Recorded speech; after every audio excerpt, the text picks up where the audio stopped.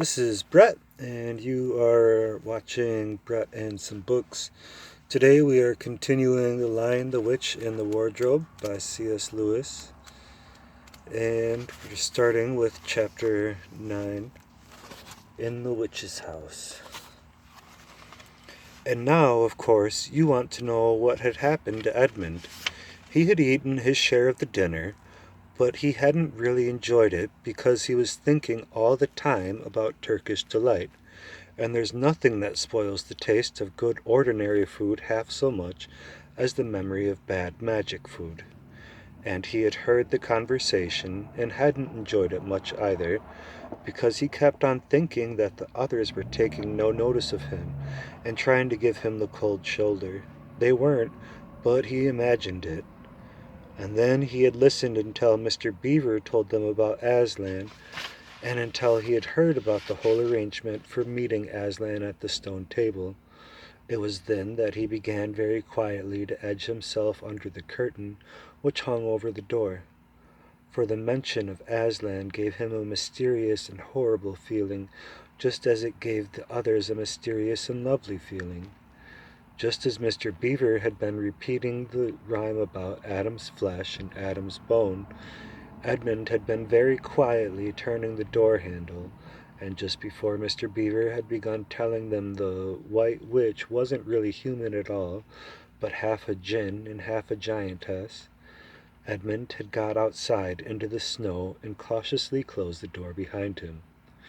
You mustn't think that even now Edmund was quite so bad that he actually wanted his brother and sisters to be turned into stone. He did want Turkish delight, and to be a prince, and later a king, and to pay Peter out for calling him a beast. As for what the witch would do with the others, he didn't want her to be particularly nice to them, certainly not to put them on the same level as himself, but he managed to believe, or pretend he believed, that she wouldn't do anything very bad to them. Because, he said to himself, all these people who say nasty things about her are her enemies, and probably half of it isn't even true. She was jolly nice to me, anyway, much nicer than they are. I expect she is the rightful queen, really. Anyway, she'll be better than that awful Aslan. At least, that's what the excuse he made in his own mind for what he was doing.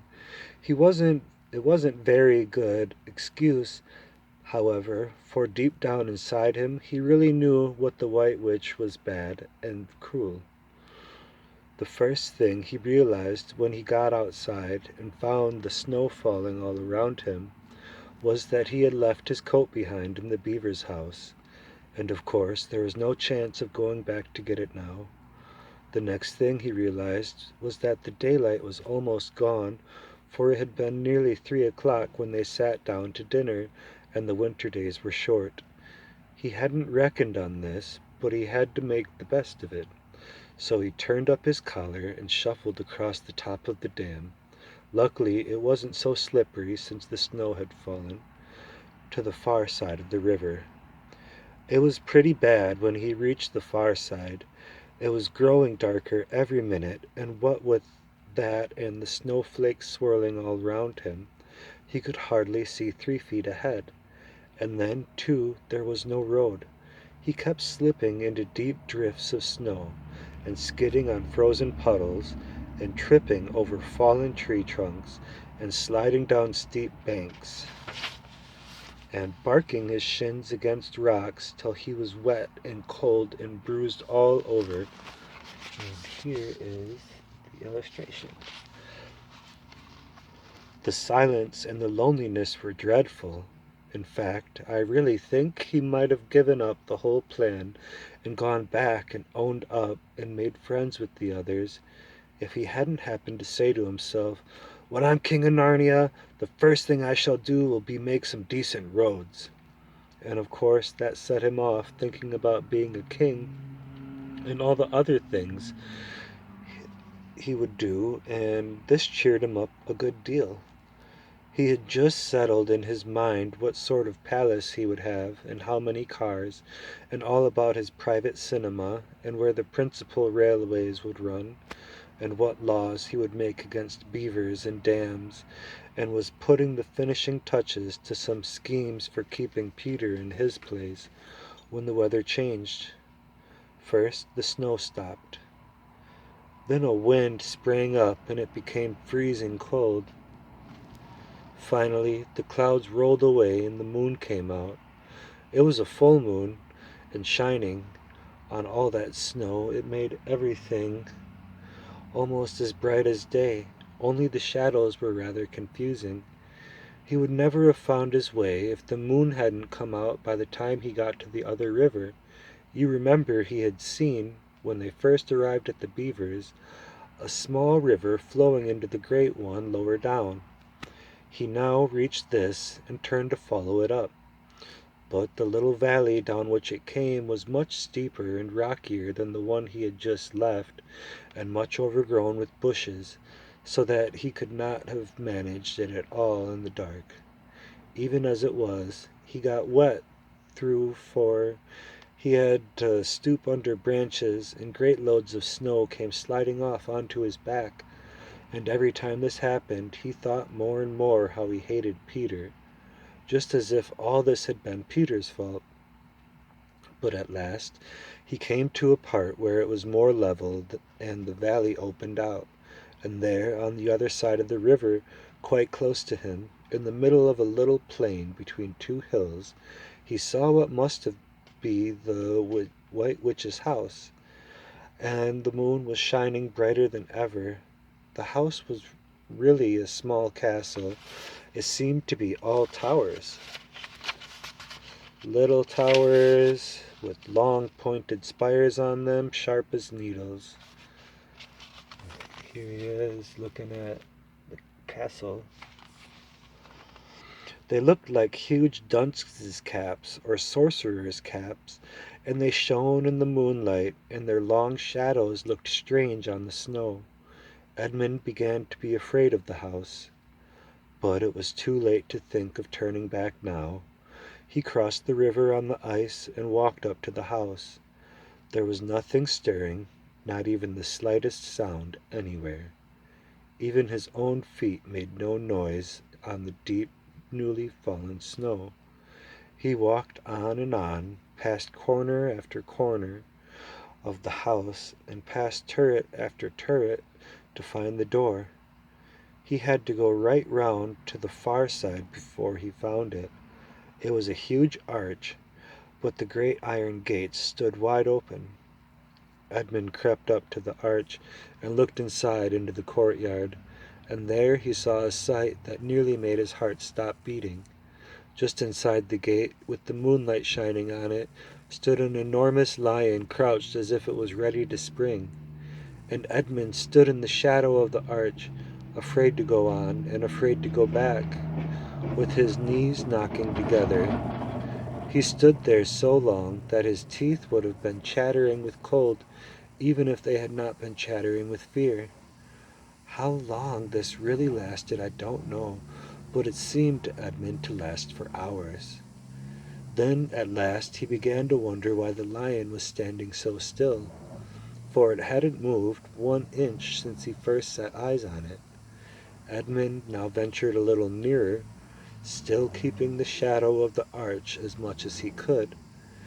He now saw from the way the lion was standing that it couldn't have been looking at him at all. But supposing it turns its head, thought Edmund. In fact, it was staring at something else, namely a little dwarf who stood with his back about it 4 feet away. Aha, thought Edmund. When it springs at the dwarf, then will be my chance to escape. But still the lion never moved, nor did the dwarf. And now at last Edmund remembered what the others had said about the White Witch turning people into stone. Perhaps this was only a stone lion. And as soon as he had thought of that, he noticed that the lion's back and the top of its head were covered with snow. Of course it must only be a statue. No living animal would have let itself get covered with snow. Then, very slowly, and with his heart beating as it would if it would burst, Edmund ventured to go up to the lion. Even now he hardly dared to touch it, but at last he put out his hand, very quickly, and did. It was cold stone. He had been frightened of a mere statue. And here is the illustration. The relief which Edmund felt was so great that in spite of the cold he suddenly got warm all over right down to his toes, and at the same time there came into his head what seemed a perfectly lovely idea. Probably, he thought, this is the great lion Aslan that they were all talking about. She's caught him already and turned him into stone. So that's the end of all their fine ideas about him. Puh! Who's afraid of Aslan? And he stood there gloating over the stone lion, and presently he did something very silly and childish. He took a stump of lead pencil out of his pocket and scribbled a mustache on the lion's upper lip, and then a pair of spectacles on its eyes. And then he said, "Yeah, silly old Aslan, how do you like being a stone? You thought yourself mighty fine, didn't you?" But in spite of the scribbles on it, the face of the great stone lion still looked so terrible and sad and noble. Staring up in the moonlight, Edmund didn't really get any fun out of jeering at it. He turned away and began to cross the courtyard. Here is the next illustration. As he got into the middle of it, he saw that there were dozens of statues all about, standing here and there, rather as the pieces stand on a chessboard when it is halfway through the game. There were stone satyrs, and stone wolves, and bears, and foxes, and catamountains of stone. There were lovely stone shapes that looked like women, but who were really the spirits of trees. There was the great shape of a centaur, and a winged horse, and a long-lived creature that Edmund took to be a dragon. They all looked so strange, standing there perfectly lifelike, and also perfectly still, in the bright, cold moonlight, that it was very eerie work crossing the courtyard. Right in the very middle stood a huge shape like a man, but as tall as a tree, with a fierce face and a shaggy beard and a great club in his right hand. Even though he knew that it was only a stone giant and not a live one, Edmund did not like going past it.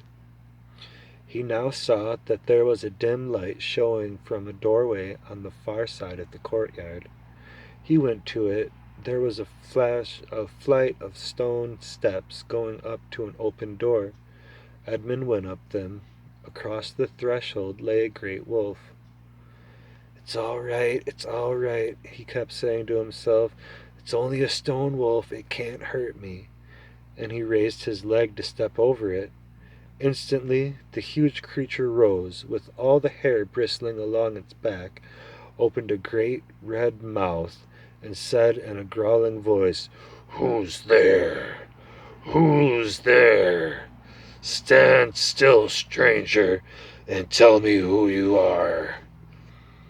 "If you please, sir," said Edmund, trembling so that he could hardly speak.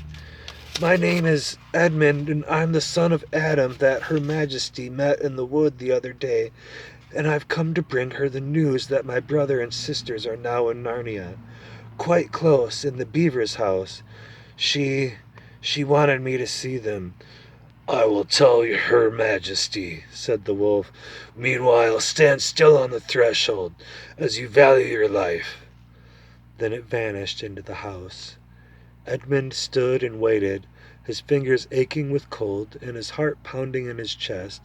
Presently the grey wolf, Maugrim, the chief of the witches' secret police, came bounding back and said, come in, fortunate favourite of the queen, or else not so fortunate."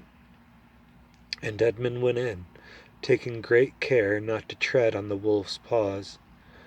He found himself in a long, gloomy hall, with many pillars, full, as the courtyards had been, of statues. The one nearest the door was a little fawn, with a very sad expression on his face, and Edmund couldn't help wondering if this might be Lucy's friend. The only light came from a single lamp, and close beside this sat the White Witch. "I've come, your Majesty," said Edmund, rushing eagerly forward. "How dare you come alone?" said the witch, in a terrible voice. "Did I not tell you to bring the others with you?" "Please, your Majesty," said Edmund, "I've done the best I can. I brought them quite close. They're in the little house on top of the dam just up the river, with Mr. and Mrs. Beaver." A slow, cruel smile came over the witch's face. "Is this all your news?" she asked. "No, your Majesty," said Edmund, and proceeded to tell her all he had heard before leaving the beaver's house. "What? Aslan!" cried the queen. "Aslan! Is this true?